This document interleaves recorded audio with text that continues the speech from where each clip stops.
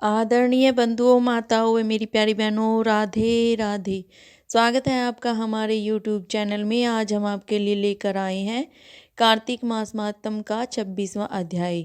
तो आइए शुरू करें कार्तिक मास महात्म का 26वां अध्याय। सूत जी कहते हैं कि भगीरथ के वंश में सूरदास नाम का एक राजा हुआ, जिसका पुत्र मित्रसह था। मित्रसह गुरु वशिष्ठ जी के श्राप से राक्षस हो गया, परंतु गंगा जल के प्रभाव से वह भी भगवान के परम पद को प्राप्त हुआ।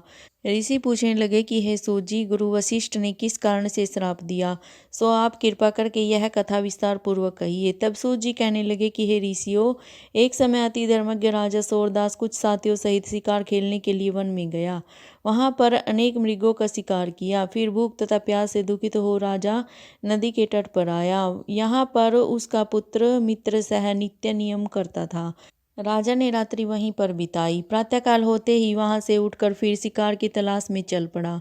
कुछ दूर जाकर राजा ने देखा कि पर्वत की कंदरा में एक व्याघ्र और व्याघ्री मैथुन कर रही हैं। राजा ने उनको देखते ही धनुष पर बाण चढ़ाया और उन पर छोड़ दिया। बाण के लगते ही व्याघ्री घायल होकर वहीं पर गिर पड़ी और फिर थोड़ी देर बाद मर गई। तब व्याघ्र राक्षस रूप धारण कर बड़े क्रोध में आकर कहने लगा कि राजन, तुमने मेरे साथ बड़ा अन्याय किया है, इसका बदला मैं तुमसे अवश्य लूंगा।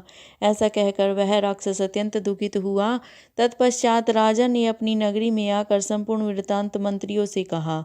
कुछ समय बीतने पर राजा सूरदास ने मुनियों को बुलाकर अश्वमेध यज्ञ किया और गुरु वशिष्ठ जी ने विधि पूर्वक ब्रह्मा आदि देवताओं को हवि देकर यज्ञ समाप्त किया।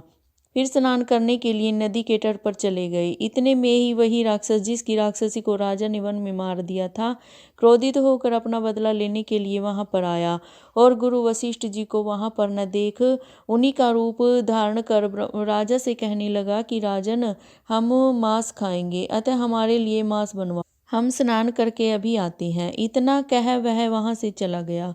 फिर उसी राक्षस ने रसोइये का रूप रख राजा को मनुष्य का मांस पका कर दिया।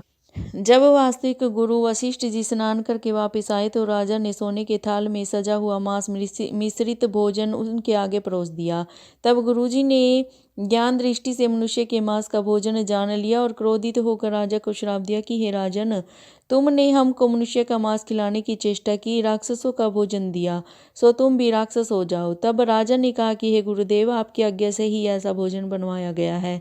यह सुनकर वशिष्ठ जी ने ज्ञान दृष्टि से राक्षस द्वारा राजा के चल जाने का संपूर्ण वृत्तांत जानकर राजा को बताया। तब राजा ने भी क्रोधित होकर अंजलि में जल ले लिया और कहा कि आपने अकारण मुझको श्राप दिया है, इस कारण मैं भी आपको यह श्राप देता हूँ।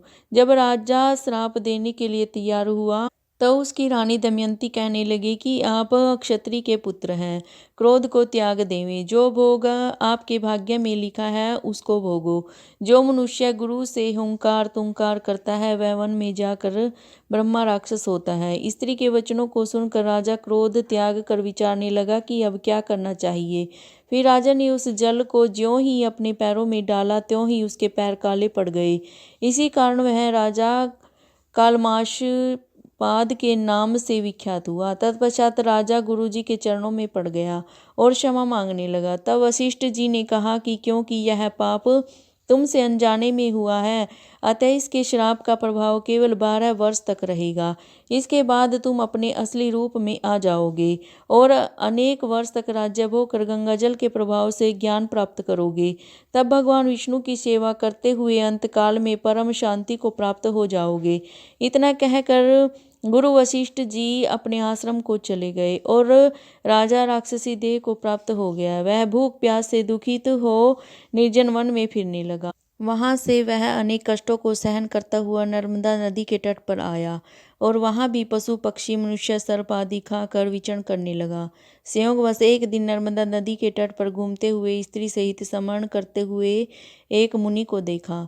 भूख से पीड़ित होने पर जैसे व्याघ्र मुनि को पकड़ लेता है, भूख से पीड़ित होने पर जैसे व्याघ्र मुनि मृग को पकड़ लेता है, उसी प्रकार उसने मुनि को पकड़ लिया। उसकी स्त्री ने जब अपने को राक्षस के हाथों में देखा तो वह राक्षसी देहधारी राजा के आगे हाथ जोड़कर विनयपूर्वक बोली कि आप मेरे पति को मत मारो। आप वास्तव में राक्षस नहीं वरन सूर्य कुल उत्पन्न मित्रशह नामक राजा हो। मेरा पुत्र अभी बालक है, अतएव मैं बिना पति के इस वन में कैसे निर्वाह करूंगी।